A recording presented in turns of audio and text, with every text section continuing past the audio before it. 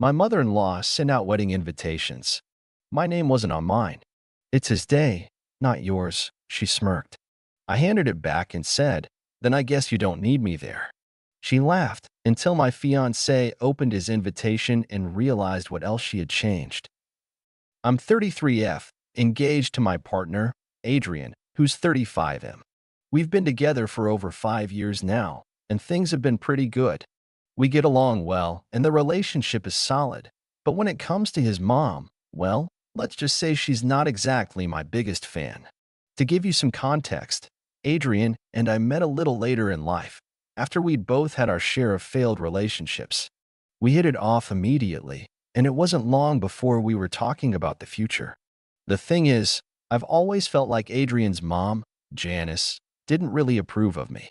She's the type of person who thinks she knows what's best for her son, and usually that means making sure he sticks with the women she thinks are right for him. Of course, I'm not one of those women. I have a mind of my own, and I've always been independent, which has never quite sat well with Janice. Anyway, when Adrian proposed, I was over the moon. It was everything I had hoped for, until we started talking about the wedding. From day one, Janice was all over the details, offering unsolicited advice, pushing her vision for the event, and stepping all over our plans. She had her own ideas about what proper weddings should look like, and it was clear she expected us to fall in line. But the thing that really set me off was when the invitations arrived. I didn't even think to question it at first. I just assumed the envelope would have our names printed on it, mine and Adrian's, since we were, the couple getting married. But when I opened the envelope, I found a single invitation with Adrian's name at the top. No mention of mine. I was confused at first. I thought maybe it was a mistake, so I turned the invite over, but nope, there was no mention of me. It just had his name and the date. No, and guessed. Nothing. Just him. I stared at it for a moment before it dawned on me. This wasn't a mistake. This was intentional. I decided to keep my cool, sort of. I didn't want to overreact, but I was hurt. So, I confronted Janice the next time I saw her, and when I brought it up, she just smiled that smug smile of hers and shrugged. Oh, I think you misunderstood, she said. It's his day, not yours. I'm sure she expected me to take it in stride, but I didn't. I wasn't about to let her belittle me, not in my own relationship. I looked at her, took a deep breath, and said, then I guess you don't need me there. Her smile faltered for just a second, but then she laughed. She actually laughed. It's a wedding, sweetie, she said in that condescending tone of hers. Don't take it personally. You'll be fine. It's about Adrian. I was furious, but I held my ground. If it's about Adrian, then you've made your point. I'll let him decide if he wants me there. I didn't mention it to Adrian right away. I wanted to see how things would play out. After all, this wasn't just an issue with Janice, it was something that involved him too, and I wasn't sure how to handle it yet. It wasn't until later that evening when I saw him staring at his invitation, his brow furrowed, confusion clear on his face. Why's my name the only one on here? He asked, his voice a little unsure. I shrugged, trying to mask the anger I was feeling. I guess it's because it's your day, not mine. I tried to keep it light, but he could see through me immediately. What do you mean by that? He asked, his eyes narrowing. I didn't have to explain. He looked back down at the invitation, scanning it more carefully, and that's when he noticed it. It wasn't just my name missing. Something else had been changed. Adrian trailed off.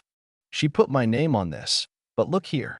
He flipped the invite over and pointed at the RSVP section. Instead of the usual line for 2 people, there was just one. It was clear Janice had crossed out the guest section and left a single line for Adrian, as if I wasn't even in the picture. The room went silent. I could tell Adrian was upset, but at the same time, I could see him trying to process what had just happened. He wasn't angry yet, but I could tell it was coming. Why would she do this? He muttered to himself. I didn't have an answer. All I knew was that this was no longer just an issue between me and Janice. It was between Adrian and his mother now, and I could see the storm brewing. But this was only the beginning.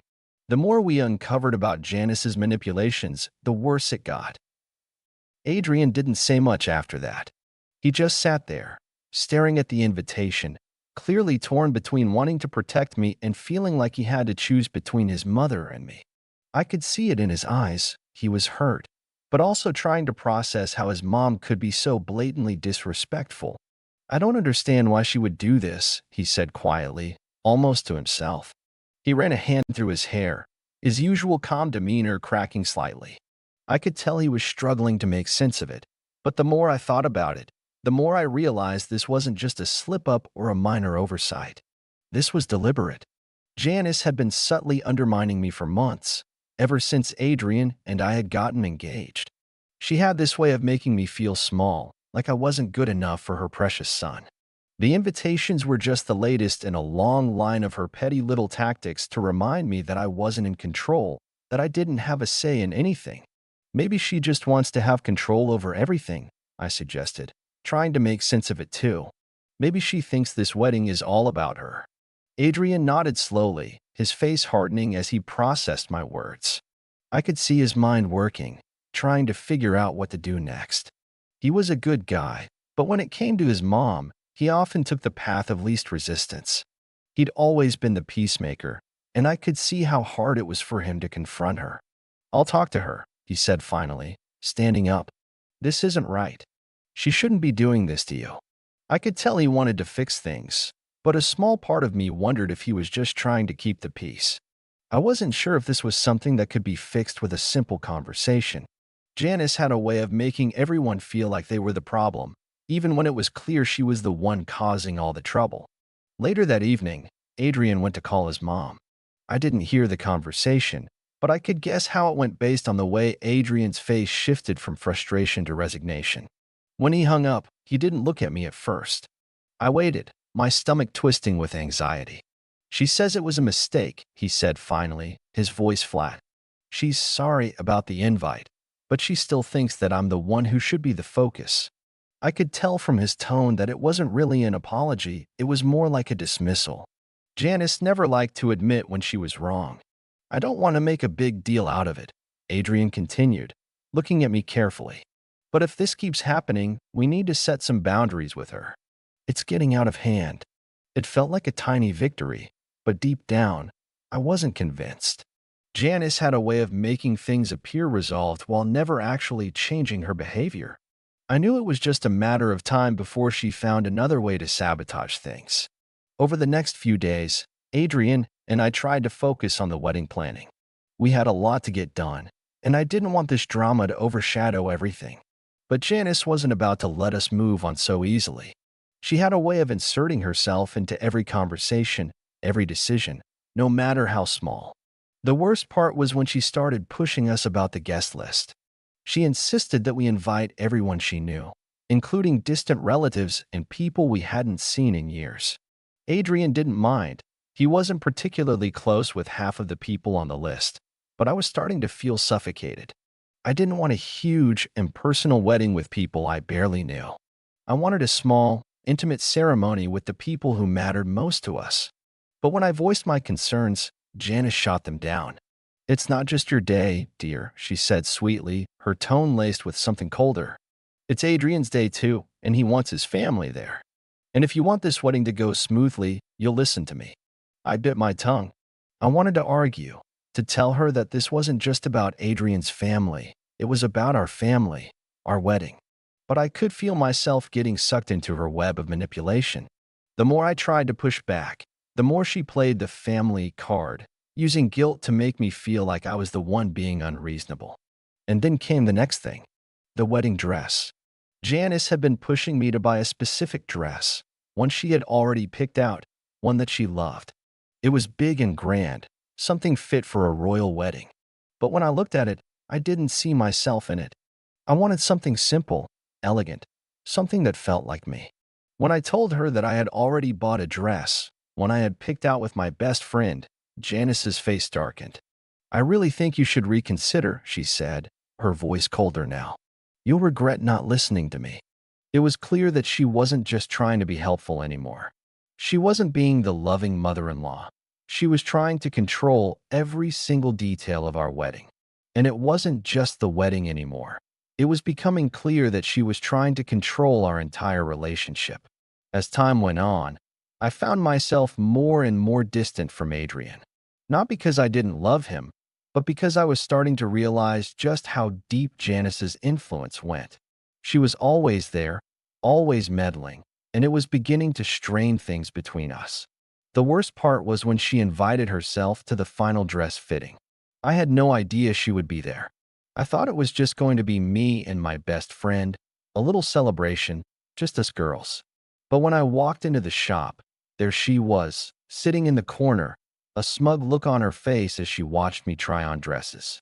I felt like I was suffocating. I knew things couldn't go on like this, but I also knew that if I said anything, Adrian would be torn. He didn't want to upset his mom, but I wasn't willing to keep swallowing my feelings just to keep the peace. Then, at that fitting, Janice said something that would change everything. Something that made me realize how far she was willing to go to get what she wanted. The moment Janice spoke, I felt the air in the room shift, like something cold had just entered and taken over the space. I had just stepped out of the dressing room in a dress I was actually starting to like. A sleek, simple satin gown that felt like me, something I could wear with confidence. But the second I turned to look at Janice, I saw that smug, judgmental expression of hers, and I knew what was coming. "I don't think that one's quite right," she said, her voice like honey, but with a sharp undertone. "You know, a wedding dress should be memorable. It should make a statement." I looked over at my best friend, who had been with me through this entire process. Her face mirrored mine. She was just as taken aback as I was. "Janice, I've been looking for something simple," I said, trying to keep my voice calm. "This is the one I feel comfortable in." Janice didn't even flinch. She just tilted her head and smiled that smile of hers, the one that always made me feel like I was somehow lesser. "Oh, I'm sure it's nice, dear, but you'll only wear it once. Are you sure you want to waste that opportunity on something so basic?" I tried to stay composed, but I could feel my blood starting to boil. This wasn't about the dress anymore. It was about the way she was trying to undermine my every decision, no matter how small.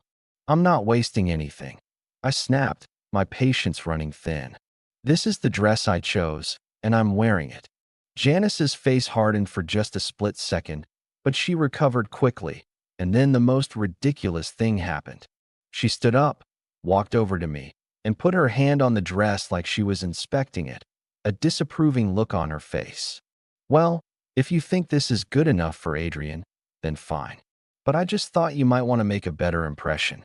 My best friend, who had been quiet up until now, finally spoke up.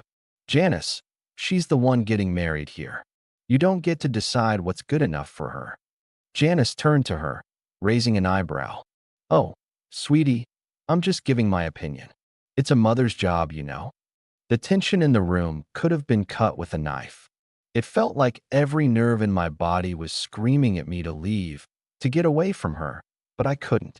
Not without making this worse. Adrian hadn't been there, and I knew that if I said anything too drastic now, it would make things worse between us. She was his mother, after all. I tried to shrug it off, not wanting to make a scene. "Well, I've made my decision, and I'm not changing it." Janice didn't look satisfied, but she dropped the issue, at least for the moment. I went back into the fitting room to get out of the dress, feeling more and more defeated. She didn't even seem to care about how I felt, only about what she thought was best. And that feeling wasn't new. It had been there, lurking in the background, every time she had inserted herself into our wedding plans. The moment I came out of the fitting room, Janice was on her phone, scrolling through something on the screen. I tried to push the interaction from my mind, but her presence still lingered like a shadow. Adrian hadn't been at this appointment, and while I had wanted to handle it on my own, I couldn't shake the feeling that I needed his support. I tried to put it out of my head. I couldn't let her ruin this day, and I wasn't going to let her control me. Later that evening, Adrian and I sat down for dinner, and I could sense something had shifted between us. The weight of all the recent events, the pushback I'd been feeling from his mom, had been building, and I knew it was only a matter of time before it came to a head. Adrian cleared his throat and put down his fork. "So what happened at the fitting today?" I could tell he'd been waiting for me to bring it up. Janice happened, I said, my voice tight. She didn't like the dress I chose. And when I stood my ground, she made me feel like I was doing something wrong. Adrian winced, his expression pained. I know she can be difficult, but she's my mom. I don't want to get caught in the middle of this. I nodded, though it felt like a punch to the gut. I get that. But this is my wedding too. I can't keep letting her make decisions for us, Adrian. I'm not asking for her approval. I'm asking for you to stand by me when it matters. He looked away, his jaw tightening. I'll talk to her. I know she's overstepping, but I wasn't convinced. Talking to her hadn't worked before, and I had a feeling it wouldn't work now. Janice had a way of twisting things, of making everything her way, and Adrian had always been the one who would cave to avoid conflict. I didn't want him to be stuck in the middle of this, but at the same time, I needed him to see how much I was hurting. The next day, Janice showed up at the house unannounced. I had no idea what her plan was, but I wasn't in the mood for another round of her interference. She didn't even knock, just let herself in like she always did, expecting to be greeted with open arms. When she saw me, she put on her most insincere smile. I thought we could talk, darling. You've been a little tense lately. I crossed my arms, not even pretending to be welcoming anymore. What is it, Janice? She took a step closer, like she was trying to win me over, but I wasn't having it. I just wanted to make sure you knew that I wasn't trying to hurt you. I'm only looking out for Adrian, you know. You should be grateful for that. I stared at her, unblinking. I'm not asking for your help. I'm asking for respect. She just laughed, like this whole situation was some kind of joke to her. Oh, sweetie, you'll learn. It's all part of the process. His family is everything. That was the last straw. The words stung, but I could see exactly where this was heading. If I didn't put my foot down now, it was going to keep escalating. She wouldn't stop until she had all the control, and I wasn't going to let that happen. I looked her dead in the eyes, and for the first time, I said something that completely took her off guard. But before I could get another word out, the door opened. Adrian stepped in, and everything I had planned to say got stuck in my throat. What's going on? He asked, his voice heavy with tension. He was looking at Janice, then at me, waiting for an answer. Adrian's eyes flicked between me and Janice, confusion clouding his face. Janice, however, was completely unbothered. She put on a tight smile. I was just explaining to her how important it is to understand family dynamics, darling. A wedding isn't just about her, it's about both families. I could feel my patience snapping. This isn't about the dress, Adrian. It's about everything. She's been pushing me around since the engagement, acting like I don't matter. Janice's expression flickered for a second, then she laughed. Oh, sweetie, I'm just trying to help. You should be grateful I'm here. Adrian is my only son, and I want what's best for him. I snapped back. You've been controlling everything. I've asked you to stop, but you won't listen. It's never about what I want. You keep making it all about you, and Adrian doesn't stand up for me. Adrian looked torn. I don't want to cause problems, but maybe we can talk about this later? I shook my head. No, Adrian, this is the problem. I need you to stand by me, not her.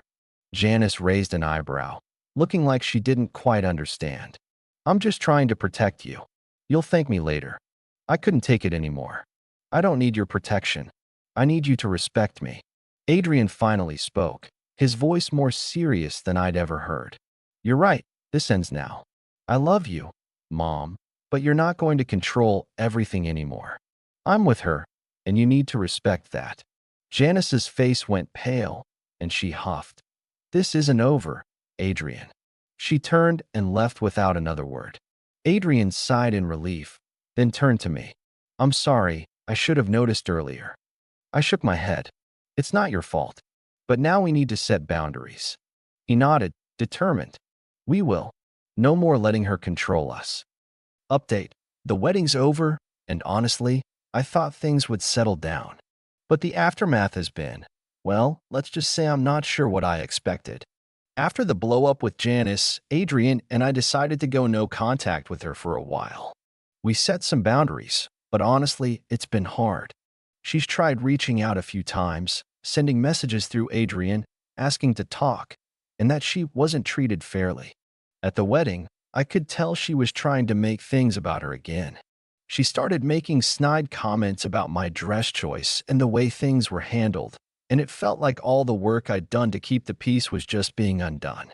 Adrian stuck by me, but I can tell he feels guilty about the whole situation. He's in a tough spot. Now, Janice is pushing harder to reconnect, but the whole thing feels so manipulative. I'm tempted to keep the distance and just move on, but Adrian keeps asking me to work things out because she's his mom, and he doesn't want to lose her. The problem is, I don't feel like I'm the one being unreasonable here, but I can't help but feel bad for Adrian. So, Reddit, am I the a-hole for still holding firm on keeping boundaries with Janice?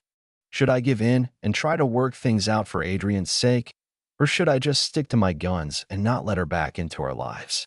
Would love opinions, especially if anyone's been through something similar. If you enjoyed this video, don't forget to like, comment, and subscribe for more. Share your thoughts in the comments below. Have you ever dealt with a situation like this? We'd love to hear your experiences.